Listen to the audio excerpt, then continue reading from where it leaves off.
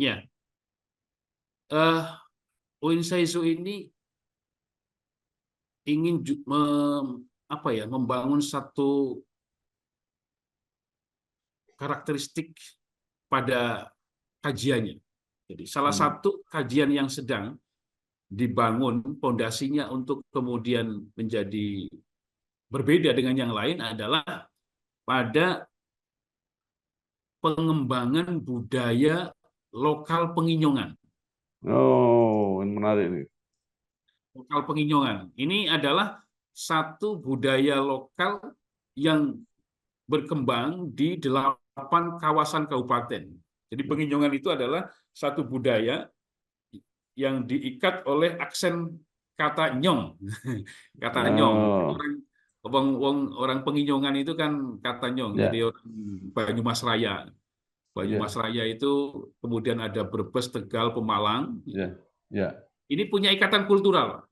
Punya ikatan ya. kultural yang memiliki kemudian basis nilai yang kemudian berbeda dengan yang lain. Nah, ini yang sedang kami kembangkan sehingga Ya. siapapun yang akan mengkaji budaya penginyongan di 8 area itu, maka dia harus datang di Win Saizu sebagai destinasi studinya.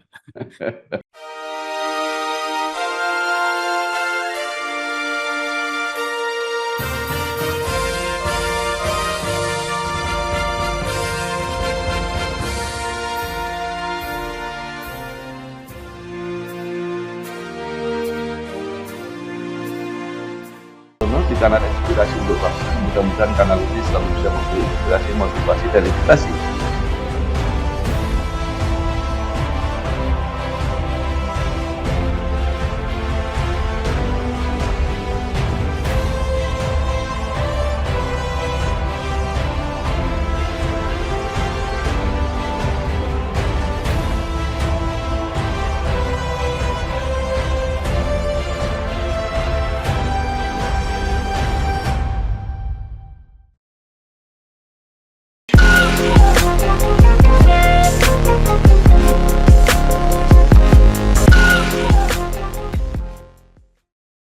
Assalamualaikum warahmatullahi wabarakatuh. Bersama saya Bambang Sadiono di kanal Inspirasi untuk Bangsa. Mudah-mudahan kanal ini selalu bisa memberi inspirasi, motivasi, dan edukasi. Kami sedang mempersiapkan beberapa video wawancara untuk mendokumentasikan perguruan tinggi di Indonesia yang telah mencapai akreditasi unggul. Menurut rencana wawancara ini selain akan kami tayangkan secara digital, juga akan kami bukukan.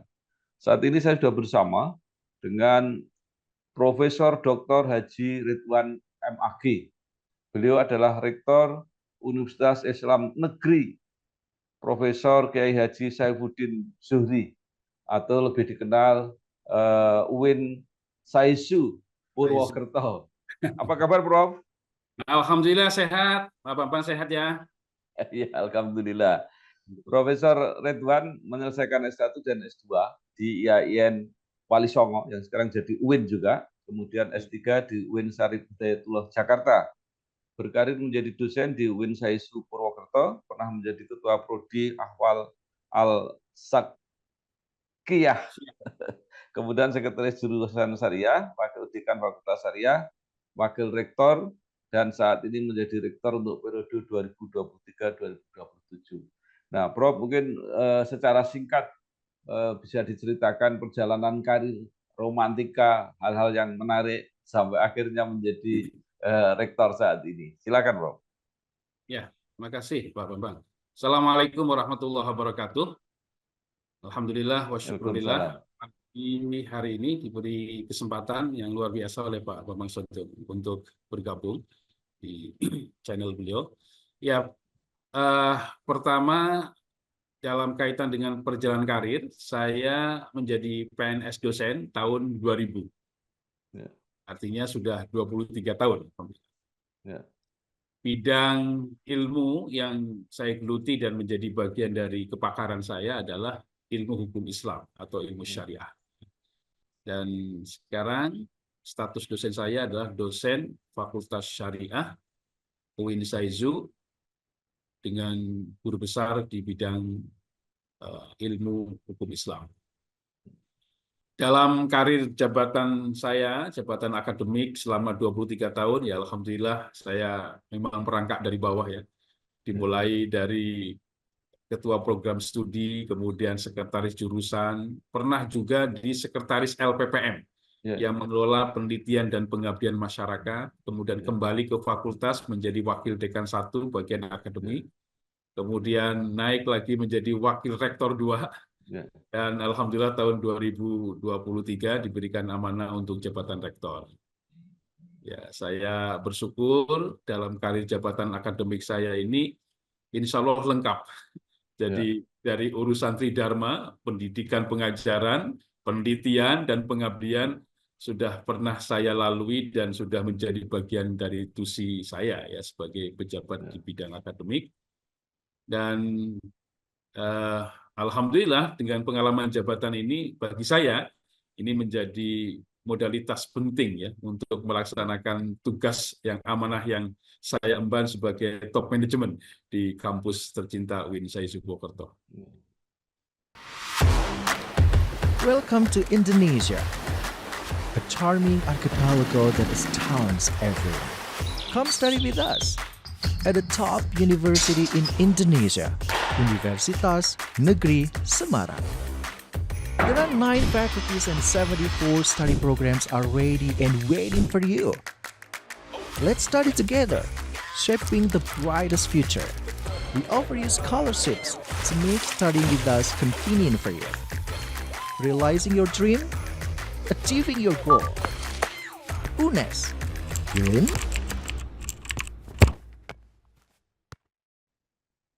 Ya, baik, Prof. Mungkin bisa diceritakan perjalanan UIN Saisu ini. Bagi saya memang agak apa ya, agak aneh gitu ya. Kenapa justru ada di Purwokerto dan kenapa namanya Saifuddin Zuri? Bisa diceritakan perjalanannya sampai saat ini mencapai akreditasi dulu ini, Prof. Terima kasih. Kampus ini sesungguhnya terbilang tua ya, cukup umur gitu. Memang ada proses dinamika perjalanan sejarah kampus yang ya sesungguhnya juga menggambarkan tentang sejarah yang mengarah kepada ikhtiar untuk selalu berkembang. Jadi diawali dari Fakultas Tarbiyah cabang IAIN Sunan Kalijaga Yogyakarta tahun 1064 sampai 1094. Kemudian berpindah lagi seiring dengan regulasi baru mengikuti provinsi gitu, bahwa Purwokerto menjadi bagian dari Provinsi Jawa Tengah, kemudian berpindah menjadi Fakultas Tarbiyah cabang IAIN Wali Songo, Pak. Tahun 1094 sampai 1097. Itu perjalanan yang kedua. Lalu kemudian pada tahun 1997 sampai 2014 itu beralih status menjadi sekolah tinggi agama Islam negeri atau sering disebut dengan STAIN, STAIN Purwokerto. Kemudian pada tahun 2014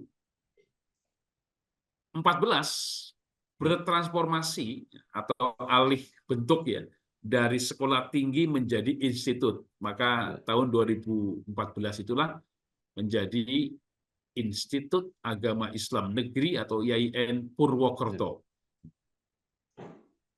Dan ikhtiar untuk pengembangan dan penguatan institusi itu dilanjutkan dengan transformasi yang terakhir menjadi Universitas Islam Negeri pada 11 Mei 2021 ya, menjadi UIN atau Universitas Islam Negeri yang kemudian kami beri nama dengan Profesor Yai Haji Saifuddin Zuhri Purwokerto. Ini saya kira etape transformasi kelembagaan ini spiritnya adalah untuk move on dari satu posisi ke posisi yang lain, yang trennya adalah pada arah pengembangan dan penguatan kelembagaan. Ya. Kemudian seiring dengan proses menjadi universitas dan pada tahun 2023 UIN Saizu ditetapkan oleh Kemenkyu sebagai satker dengan pola keuangan Badan Layanan Umum atau BLU. Ini juga bagian dari proses transformasi kelembagaan. Jadi dari tata kelola keuangan satker biasa menjadi satker BLU. Saya kira kilas balik sejarah transformasi ini menyeratkan dinamika progresif PT ini untuk selalu bergerak menuju keunggulan kampus. Ya, baik Prof. Apa makna dari nama Saifuddin Zuhri? Ya, jadi pertama pemilihan nama tokoh ya yang dipilih adalah tokoh lokal. Beliau adalah seorang kiai, seorang budayawan, seorang politisi, ulama, ya, jurnalis juga, yang kebetulan asli Sokaraja, Kabupaten Banyumas. Oh. Sokaraja yang dulu pada tahun 1963 beliau kan menjadi Menteri Agama. Iya. Menteri Agama, dan pada era beliau itulah penegrian Fakultas Cabang Sunan Kalijaga itu ketika beliau menjadi menteri itu. Jadi memang ada rentetan historis yang menghubungkan antara kampus ini dan beliau, baik sebagai birokrat waktu itu menteri maupun juga dalam kapasitas sebagai putra daerah. Nah, kata Saizu singkatan itu adalah bahasa Jepang yang artinya takaran, artinya takaran, timbangan, dan saya kira ini inline dengan gagasan besar Kementerian Agama dalam konteks moderasi beragama. Jadi ada pertemuan spirit ini, spirit makna itu. Jadi mengusung Islam yang moderat, Islam yang rahmatan lil alamin.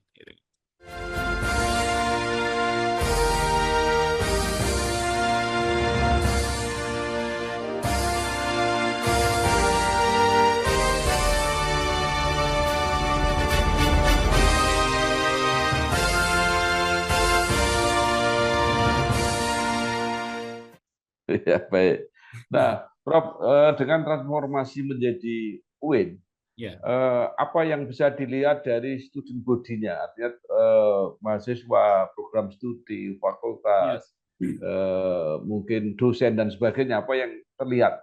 Ya, pertama transformasi kelembagaan dari institut ke universitas itu memberikan mandat baru. Mandat baru yang diberikan oleh regulasi bahwa dengan transformasi kelembagaan menjadi universitas, maka UIN Saizu diberikan kewenangan untuk mengembangkan ilmu-ilmu umum. Maka seiring dengan transformasi ini, maka berdiri beberapa prodi umum ya yang izin operasional dari Kemendikbud. Sampai sekarang ini di tahun ketiga ini ada 4 prodi baru yang masuk bagian rumpun ilmu eksakta. Ada prodi informatika, ada prodi arsitektur, ada prodi ilmu lingkungan, kemudian prodi perpustakaan dan sains informasi. Ini mandat baru ya sebagai konsekuensi logis ya dari pengembangan dari institut ke universitas. Itu yang pertama. Yang kedua, tentu dengan raihan BLU, kemandirian kampus akan semakin akan semakin bisa dicapai dengan upaya pengembangan unit-unit bisnis dengan berbagai layanan baik jasa ya, maupun juga lainnya ya dalam rangka untuk optimalisasi aset. Dan kami UIN Saizu ini seiring dengan keunggulan kampus ini telah memiliki LSP, lembaga sertifikasi profesi yang diberikan lisensi oleh BNSP, Badan Standarisasi Nasional. Dan belum lama ini kami juga memperoleh sertifikat sebagai LPH, Pak, Lembaga Pemeriksa Halal dari BPJH yang akan memberikan fasilitasi kepada para pengusaha UMKM lokal untuk memperoleh sertifikat halal. Nah, ini juga bagian dari ikhtiar untuk pengembangan lembaga ini semakin memberikan makna dan semakin memberikan layanan yang luas kepada masyarakat.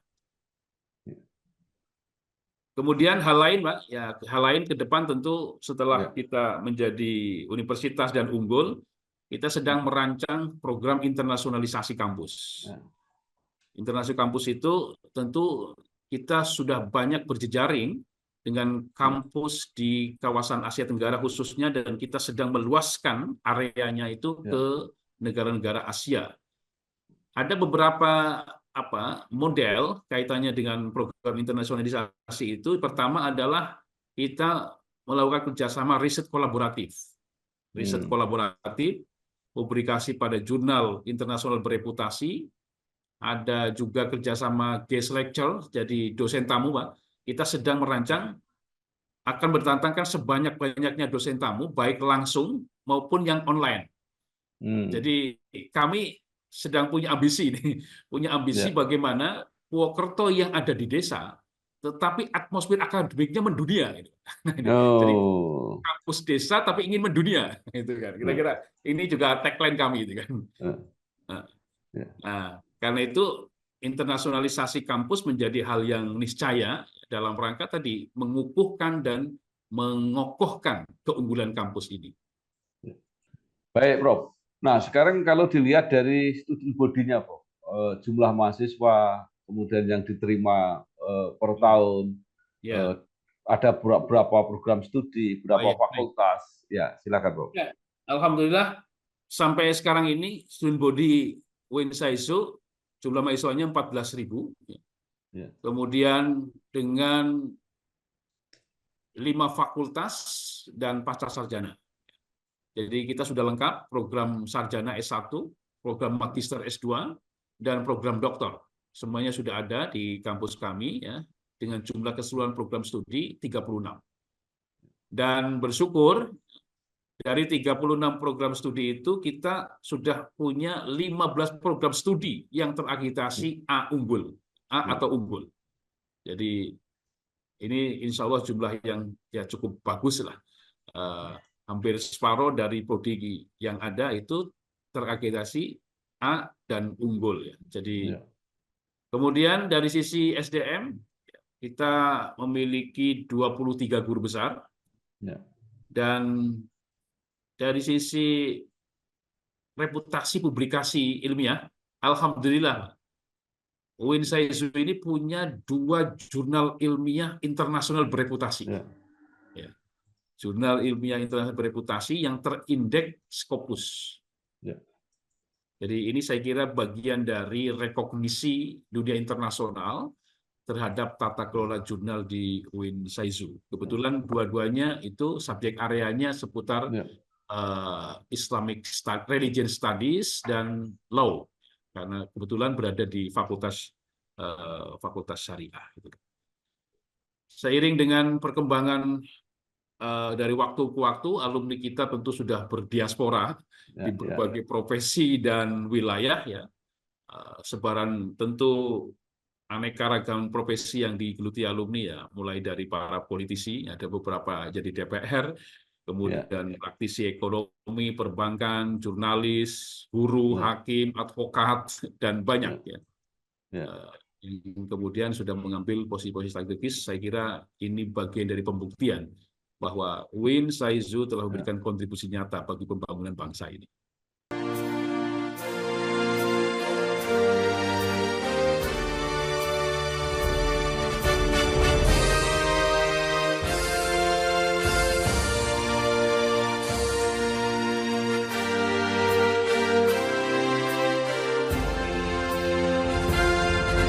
Ya, mungkin bisa disebutkan, Prof, kalau ada nama-nama alumni yang cukup menonjol dan membanggakan bagi UIN SAISU. Nah, ini alumni yang dibanggakan yang saya kira inline dengan media itu adalah, kalau Bapak kenal, ada nama Dr. Ecep Suwardinayasa, salah satu redaktur TV One. Oh, ya. Redaktur TV One, beliau ini adalah alumni UIN SAISU. Kebetulan seangkatan dengan saya, ya.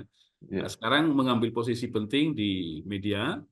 Kemudian juga ada Ibu, kalau politisi ya berarti ada Ibu Siti Mukarromah, ya, salah satu anggota DPR di Komisi 6 misalnya.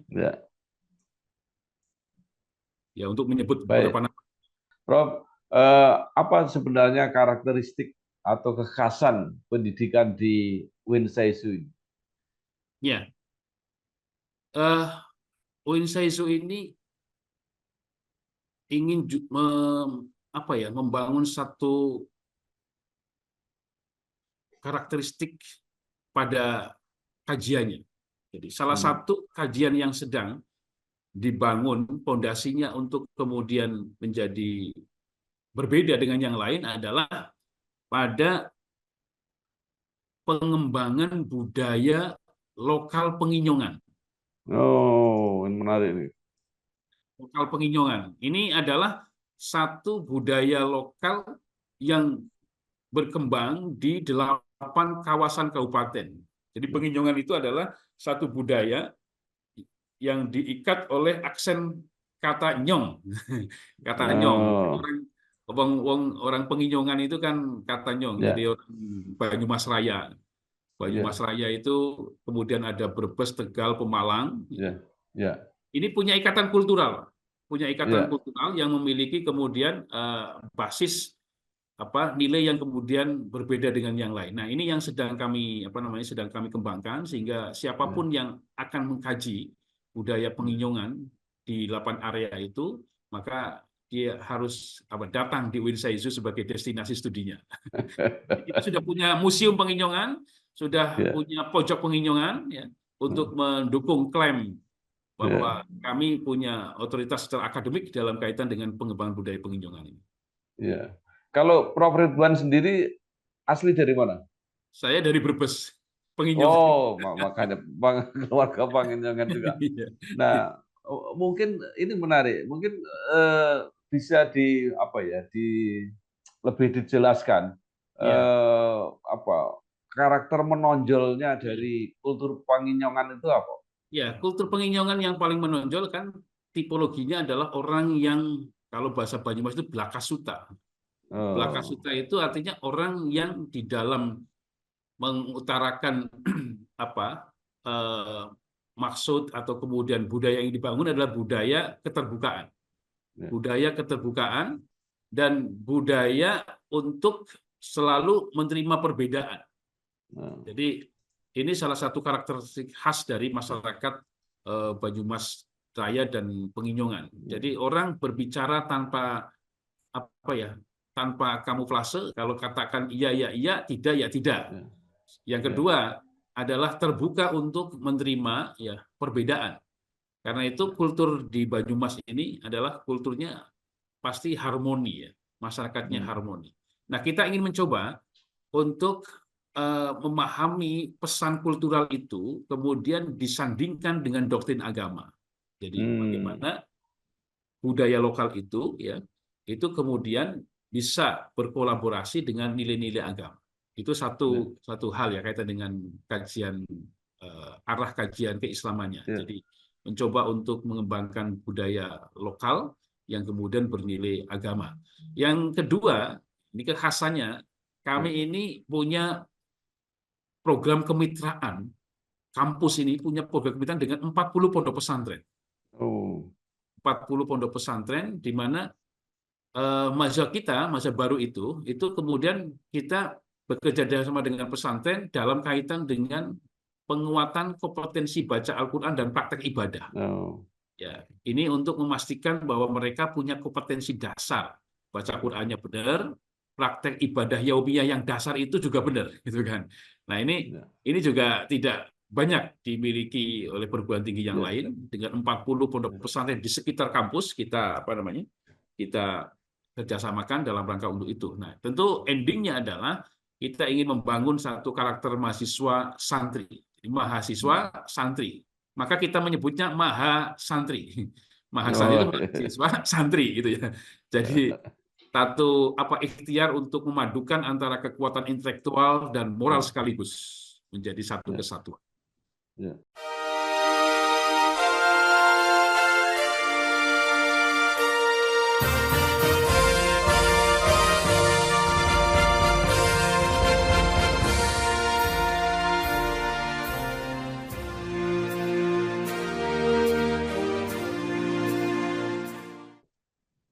Nah, Prof, saya pernah mengamati ya, mudah-mudahan pengamatan saya tidak salah.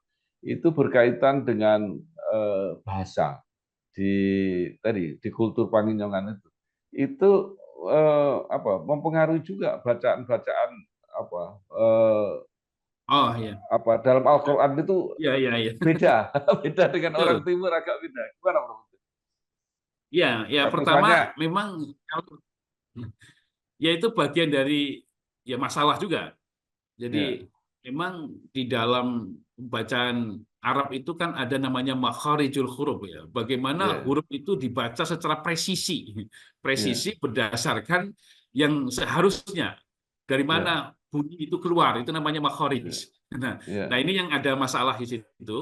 Eh, ya, tetapi itu menjadi tidak apa namanya menjadi masalah, bukan masalah serius ya, ya, karena itu sesuatu yang bisa kalau bahasa Jawa didandani gitu kan, ya, sesuatu yang kemudian karena itu kan soal pembiasaan, ya, tetapi itu bagian yang ya bagian dari karakteristik khas juga ya, bagian ya, dari karakteristik khas itu kan, meskipun tadi secara makhoris itu tentu tidak presisi, ya, yaitu bagian dari keanekaragaman ya budaya, tapi sekaligus sekali lagi itu juga tidak menjadi masalah karena itu bisa untuk kemudian disesuaikan gitu. Asal itu ya, kan proses ya. pembiasaan. Baik. Nah, Prof, tadi dikatakan bahwa walaupun dianggap Win Suesu itu di desa, tapi Ya. cita-citanya adalah mendunia. Nah, ini dikaitkan dengan cita-cita penyiapan SDM menjelang Indonesia Emas 2045, nanti wujudnya seperti apa? Ya, ya pertama bahwa keunggulan satu perguruan tinggi itu kan sebenarnya diukur oleh pada kemampuannya untuk menyiapkan sumber daya manusianya. Ya, Karena itu kita selalu beradaptasi dengan perkembangan yang ada. Jadi dunia hari ini selalu berkembang dan arus perkembangan itu harus diadaptasi dengan kebijakan-kebijakan baru. Karena itu paradigma keilmuan integratif ya. Paradigma keilmuan integratif yang dikembangkan Win Saizu itu ya bercita-cita itu melahirkan lulusan yang memiliki kompetensi akademik dan profesional yang dilandasi dengan nilai spiritualitas dan moralitas ya. Sehingga lahir seorang ilmuwan yang religius dan berakhlakul karimah. Ya tentu ini apa ya satu rumusan yang ideal. Tetapi kita coba idealitas rumusan tadi itu kan ada kebijakan baru dari Kementerian Kemendikbud ya tentang kurikulum Merdeka Belajar. ya, Ini menjadi penting tadi. Kita mencoba misalkan ya untuk bekerjasama dengan pondok pesantren melalui program Merdeka Belajar dan juga dengan dunia industri, kita sudah berjejaring dengan berbagai lembaga. Saya kira ini untuk memastikan bahwa mahasiswa ataupun alumni yang kita hasilkan itu ya tidak memiliki satu kompetensi saja atau satu keahlian saja. Dan bagi kami kurikulum Merdeka Belajar itu betul-betul memberikan ruang baru untuk memastikan bahwa di samping mahasiswa itu punya kompetensi akademik, tetapi juga punya kompetensi profesional. ya, Lalu apa yang kemudian kami lakukan untuk penguatan itu tadi Pak, kita punya LSP, Lembaga Sertifikasi Profesi. Ini juga alhamdulillah kita punya LSP ini dengan 12 kompetensi dan kita memiliki 24 asesor. Kita punya gedung sendiri Pak untuk sertifikasi profesi ini. Ini sesungguhnya satu ikhtiar penguatan kompetensi profesional.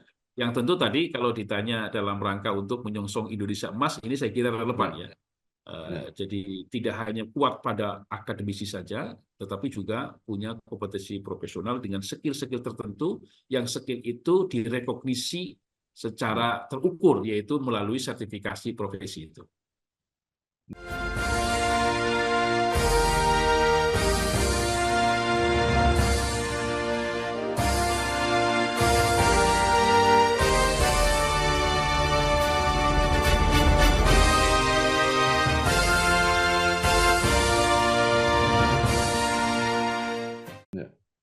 Nah, Sekarang kembali ke akreditasi unggul yang sudah diterima oleh Ya, Queen Suisu ini, karena ini termasuk istimewa karena dalam perguruan tinggi Indonesia yang sekitar 4.400 ini hanya ada sekitar 100 yang mendapat akreditasi unggul, iya, sehingga tidak semua perguruan tinggi negeri, tidak semua UIN itu bisa iya. mencapainya.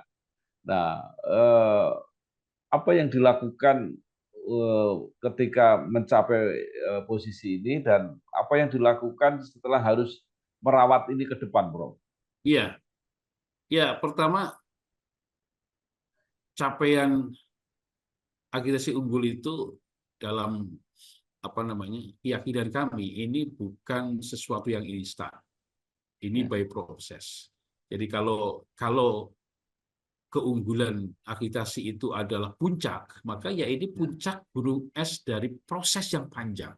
ya, Jadi misalkan ya, satu perguruan tinggi itu akan layak unggul, itu kan harus punya modal ya, prodinya banyak yang unggul, Pak. ya, Tadi saya katakan kita sudah punya 15 prodi ya, unggul dan A gitu kan. Ini artinya eh, dia ini tidak terjadi pada tahun ini. Dia adalah ya, apa namanya saving dari ikhtiar ya, yang panjang, gitu kan.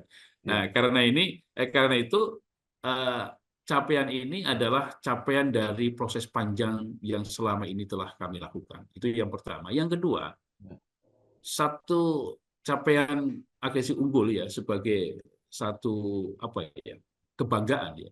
Ini adalah cermin dari hasil semua pihak. ya, Jadi ini adalah hasil atau buah dari kerjasama yang bagus antara sivitas akademika dan stakeholders.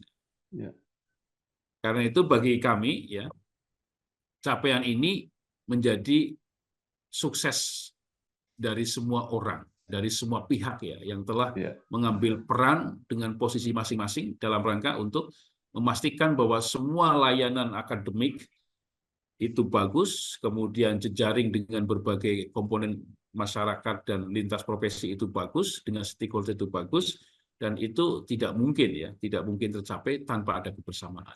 Jadi dengan bersama semuanya menjadi bisa, insya Allah gitu kan. Nah, bukti itu adalah dengan raihan apa namanya akreditasi unggul. Tentu ke depan ya, tugasnya adalah memastikan ya, keunggulan kampus itu dengan peningkatan prestasi, khususnya ya, pada rekognisi masyarakat internasional. ya. Inilah yang kemudian pilihan kami program ke depan adalah penguatan program internasionalisasi. Ya.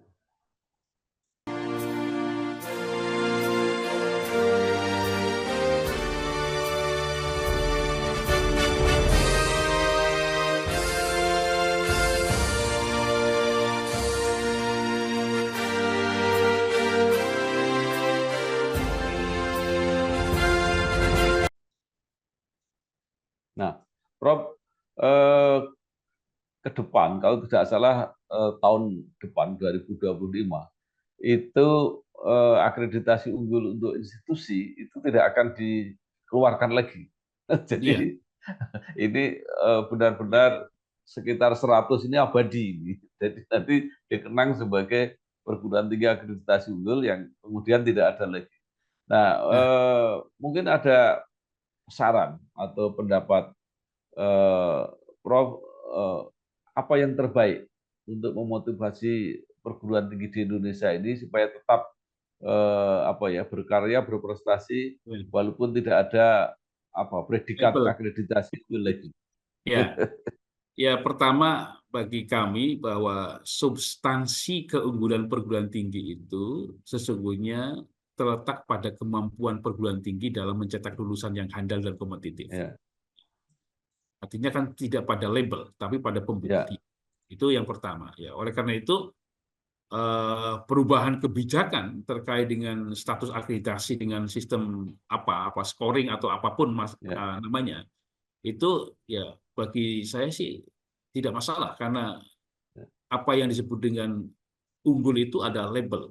Tetapi ya, yang lebih substantif adalah bagaimana predikat label unggul itu inline ya dengan alumni-alumni yang lahir dari perguruan tinggi itu. Kan bisa dibalik misalkan, tidak unggul labelnya, tetapi kemudian alumninya unggul, kan begitu. Nah, untuk kita ingin akreditasinya unggul, tapi juga lahir alumni yang unggul, kira-kira gitu anunya. Ya. Baik. Mungkin masih ada yang ingin Prof. Ridwan sampaikan, baik kepada Sivitas Akademika, kepada alumni, kepada mahasiswa yang sedang belajar, kepada masyarakat. Monggo silakan, Prof. Ya, alhamdulillah kita semuanya hari ini masih diberikan kesempatan ya untuk pengembangan diri melalui berbagai institusi pendidikan. Kita yakin bahwa institusi pendidikan itu adalah salah satu institusi strategis dalam rangka untuk pengembangan sumber daya manusia. Dari sumber daya manusia yang handal ini akan melahirkan satu karya-karya yang monumental, dan karya monumental yang dihasilkan anak bangsa ini akan memberikan kontribusi bagi pengembangan dan penguatan bangsa ini ke depan, khususnya bagaimana kita menyongsong Indonesia emas. Terima kasih. Baik, luar biasa. Terima kasih sekali Profesor Dr. Haji Ridwan MAG, Rektor Universitas Islam Negeri Saizu, Profesor Kiai Haji Saifuddin Zuhri. Luar biasa. Mungkin makin banyak yang mengetahui apa di balik nama dari semua sudah disampaikan. Mudah-mudahan memperkaya pengetahuan kita, dan sukses terus untuk Win Saizu Purwokerto. Terima kasih. Wassalamualaikum warahmatullahi wabarakatuh. Terima kasih kesempatannya, ruang yang diberikan untuk kami memberikan informasi terkait kampus kami. Terima kasih, Pak Loman.